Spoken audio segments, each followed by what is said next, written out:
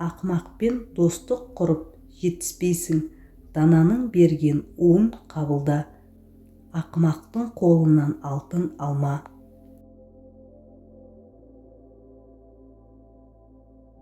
Өмірді дана секілді сүргің келсе, екі басты қағиданы жаттап ал. Әр нәрсені жегенше аш қалған дұрыс. Әркіммен өмір сүргенше жалғыз болған дұрыс. Жұрттың бәріне бірдей дос боламын дегендер ешкімге де дос бола алмайды. Ей көңілім, сыйлық күтпе бұл заманнан қараңғы, уақыт озар барлығына шаң қаптырып адамды.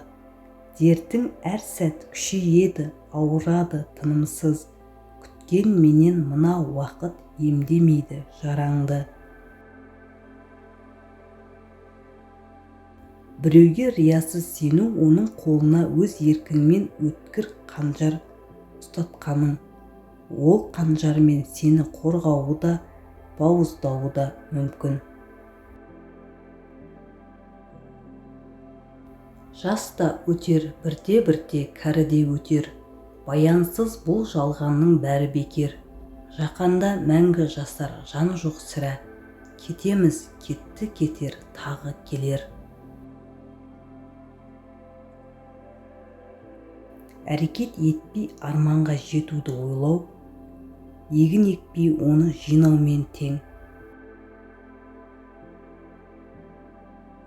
Адамның санасы қаншалықты төмен болса, ол мұрнын соншалықты аспанға шүйіреді. Адам деген әлемнің анық бағы, түсінер мұны олардың данышпаны. Әділетті болу үшін алдымен мейірбан болу керек.